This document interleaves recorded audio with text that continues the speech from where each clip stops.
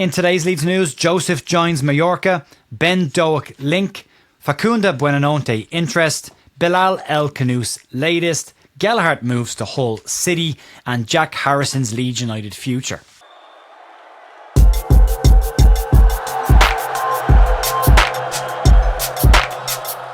Morning folks, welcome back to The View for the 8th of August, Friday morning with your Leeds United news. I hope you're all having a really good day so far. There's a bit of news to get stuck into, exits and potential incomings starting to heat up around the place. As you will all know from yesterday's, the new third kit has been released to mixed reaction online. I gotta be honest with you, I didn't like it when I first saw it. The more I look at it, starting to grow me a little bit. We'll see how that goes. If you are interested in buying the kit and you want to support this channel, there's a link down below in the description. That is our affiliate link to the official Leeds store that you can buy the kit through there, which helps support the channel if you're interested in it. If you're not, there's also the away kits and the training gear there as well. You can check them out if you want to. But let's crack on with today's news, and we'll start off with Matteo Joseph joining Mallorca. Yesterday we got the news that Mallorca and Leeds United were in talks around a loan move for Matteo Joseph, and late last night images came out of Matteo Joseph arriving in Palma Airport to complete his move to Real Mallorca. As reported by Matteo yesterday, Joseph will sign on a pure, clean, season-long loan move. Leeds have been adamant all summer that Joseph isn't for sale at this point, and they see potential in the player as well as a higher resale value in the future, especially if he has a decent season down in Spain. Real Betis have been consistently speaking about Joseph in the press over this summer and confident that they would always get their man. But what's interesting about this is what Matteo Joseph had to say to the media about Real Betis as well as his arrival on the island. Joseph said he was very happy to be there, and when he was asked if he'd spoken to Pablo Torres and on his move, Joseph said the following: "I know him all my life, and well, they've been the first one connected, and I'm happy to share this year with them. I want to try and help as much as possible and doing it in the way that I try every time." Joseph also said that Mallorca were the first club to speak to him, which feels like he may be doing Betis a little bit dirty here in this situation, but given how Real Betis have conducted themselves this summer, it's no skin off Leeds United's nose, and maybe they deserved a little bit retribution from somebody in some level, I suppose. But there you go. Matteo Joseph likely to be announced as a Real Mallorca player in the next couple of hours. You'll likely see him in their shirt floating around. We will keep an eye on him over the course of this season. We will see how he gets on in Spain and if his resale value does go up or if he comes back to Leeds at the end of the season. But we will monitor him in loan watch over the course of the year. But we'll move on.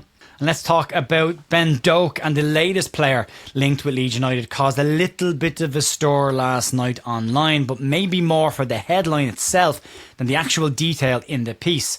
In the piece in The Athletic, Baron Cross said that Liverpool's young winger Ben Doak was a player that Leeds United had discussed internally as part of their summer transfer plans. That doesn't mean, though, at this point, that Leeds are trying to sign the player, and there is more context to this situation. Leeds are said to have expressed interest in the winger who was on loan at Middlesbrough last season and had a tough enough day of it when he came up against Leeds left-back on the day, Max Verber. Liverpool are said to want £20 million for a 19-year-old winger with 1 year left on his current deal, which feels very, very like the Liverpool tax we've seen in the past. Ryan Brewster going to Sheffield United is always the one that I lean back to in this situation. They've still yet to get the value out of that transfer deal. I do believe, though, that Ben Doak is a very talented young player, and I think he's going to go on to have a very big career and be a big player in the future. But at this stage of the transfer window, given everything that Leeds United have said over the course of the summer, looking for difference makers, ceiling raisers, players coming into their prime years and having experience in Europeans' top 5 leagues, Doak doesn't really tick any of those boxes. And as much as I would love him as part of Leeds United's squad for next season, Leeds need difference makers right now, and Ben Doak for me doesn't fall into that bracket right now. Personal opinion on this is Leeds may have been just lining him up as a potential free transfer next summer. He can negotiate a pre-contract exit away from Liverpool in January should there be interest from teams in Central Europe, which apparently there is, which then makes Liverpool's £20 million transfer demand a little bit crazy. We've seen a rumoured £30 million fee for Caoimhín Kelleher earlier this summer end up being reduced by half when he made his move to Brentford, and it maybe could be the same situation here. This seems very unlikely to me. I do like Doak. I would like to see him as a Leeds United player, but not as a priority signing right now for Leeds. They have other things they need to get right before players like Ben Doak come into the conversation. Maybe in a couple of years' time, could just be right player, wrong time. Let's talk about another attacking interest that has popped up over the last 24 hours, and that's Facundo Buonanotte. Leeds are said to have genuine interest in Brighton attacker Facundo Buonanotte, and the club are said to have held discussions over a move with the player's representatives. Ben Jacobs says that Leeds United hold genuine interest in the player. However, he says that confidence is low in pulling this deal off. On a permanent perspective, Brighton are historically known for holding very high valuations of their players and not being the type of club that willingly negotiate the fees of players downwards, so making a permanent move for Buonanotte very unlikely at this point. Borussia Dortmund are also said to have keen interest in the Brighton attacker, and Brighton, though, favour a loan move to another Premier League club. It doesn't necessarily mean that that will be where he goes. Dortmund seems like the most likely destination at this point. This morning, BBC Radio Leeds' Adam Pope tweeted that Buonanotte is admired by Leeds, but expected to join a Champions League club, with Borussia Dortmund being mentioned again. Leeds were linked with Buonanotte back in August 2023, but it looks like Leeds will likely miss out on the exciting attacker again with those Champions League level sides always going to pip us at this point. You talk about Leeds missing out on players this summer. You look at Newcastle, they've got Champions League football. They finished higher than Manchester United in the table last season. They have all the money in the world, and they have lost out on 6 or 7 top signings so far this summer. So it's never an exact science. It's not always about the money putting it up front. Sometimes it's the player's decision, and we'll see what happens with this. Depending on what you read and who you listen to, some people, more ITKs than not, reckon Buonanotte move to Leeds United could actually be on and further down the line. Others think that Leeds have moved on from this target already after getting the information about Dortmund, but we'll have to keep an eye on this one, and it will likely just bubble under the surface for a little bit longer this summer. Let's move on. Let's talk about Bilal El Khannouss' latest, and there are conflicting reports currently around El Khannouss. Isaac Johnson in Leeds Live yesterday said that El Khannouss would prioritise a Premier League move over a move to the continent, which puts Leeds United in a very strong position, but he didn't feel at that point that the move had moved forward beyond the initial talks. But in the same article, Johnson also said that the Matteo Joseph situation wasn't likely to be sorted till later in the window, and within a couple of hours Matteo Joseph popped up in Palma Airport. Spurs and Arsenal are both now being credited with interest in El Khannouss, and Spurs see El Khannouss as an ideal replacement for Son Heung-min, who has moved to LAFC in the MLS. Graham Smith in the Yorkshire Evening Post today said that the attacker's representatives have told him that they have met with Leeds, and those initial conversations around the meeting have now taken place. And they've also shared with him that Bilal is said to be very interested in a move to Leeds United. There are some reports again on this that say that this move is actually further along than is being reported in the media right now, but the YEP say that El Khannouss is Leeds' current top priority at this moment.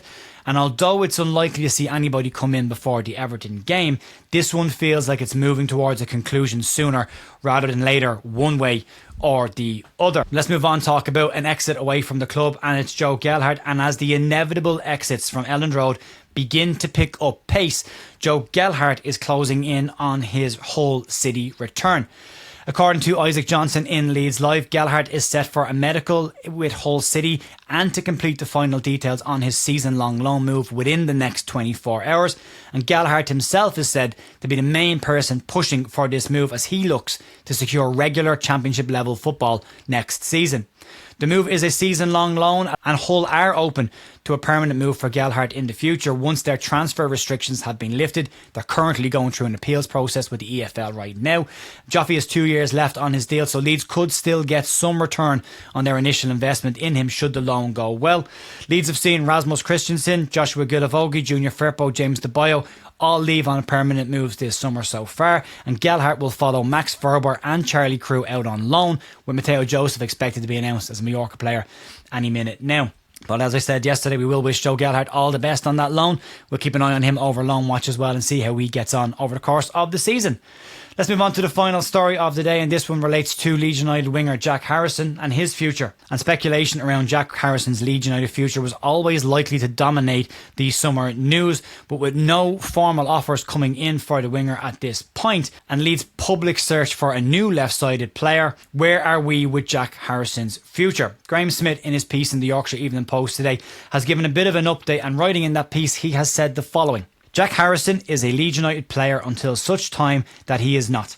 And there are bigger things to worry about. But it is curious, he has yet to make it Instagram official. It's unlikely that the winger himself controls his social media accounts. Most players at a certain level do not. Yet having finally changed his Instagram biography to remove references to Everton, he or they are yet to acknowledge his Elland Road return. Harrison has taken part in Leeds United's Premier League media day and only missed out on the last game at Elland Road due to an adductor knock that he picked up. And Daniel Farke has shown a willingness to reintegrate players that have not always been welcomed back by portions of the Leeds United fan base. Last year, when Brendan Aronson returned to Leeds United, he faced the media and answered questions around his exit, fan sentiment and his return to the club. Something that has yet to happen with Jack Harrison's return, and as has been worded elsewhere, we have yet to have Jack Harrison's mea culpa moment in the media. You would imagine though at this point of the window that if a suitable offer came in for Jack Harrison, Leeds United and the player himself would be more than happy to accept this, and maybe that's why he has yet to update his social media accounts to reflect his return to Leeds United. And as said, with Leeds very publicly searching for a new left-sided winger, Harrison's comments in the past about not being appreciated by a fan base, as well as his mother's outburst being caught on camera, you do feel that an exit is likely for the player if and when a suitable offer does come in. But the issue with this is, right now, there have been no offers for Jack Harrison on the table. Everton have managed to sell their women's team to bring in more cash for this summer's transfer window and have yet to make a move for Harrison. So it will be interesting to see what happens with his situation. His squad number has been commented on as well. 11 and 22. His historical numbers have both been taken by other players. Brendan Aronson in 11, Tanaka in 22. Harrison, I believe, is wearing 38 at the moment, which could just be a holding number. Leeds have yet to announce their official squad numbers for the start of the season. That's likely to happen next week before the season kicks off. And we'll see where Jack Harrison is this weekend against AC Milan. If that adductor strain does manage to keep him out of the game this weekend, or where he sits, or will he play? It'll be the first time he will be in front of a large Leeds United crowd anyway this summer before he has to face them in Elland Road next Monday night. Folks, that'll be it for me today. Massive thanks as always for supporting the channel. No watch along this weekend. I'm at the AC Milan game. If you're in the Camden before the game tomorrow between 11 o'clock and into the afternoon, there is some activity there as well. I'll be there doing a piece with some Leeds United ex-Leeds United players if you want to catch that out. You can come and join us there before then getting to the Aviva for the game. Look forward to seeing everyone there. It's going to be a really cool day. I can't wait for it. I'm excited to see Leeds United in my own back garden at this point. So look, enjoy the rest of your day and your weekend. If you want to support the channel, you can do so by using the affiliate links to buy the new Leeds United third kit if you want to buy that kit. Outside of that, I'm back Monday morning for more Leeds Lose. Enjoy your weekend. Talk to you soon. See ya. Bye.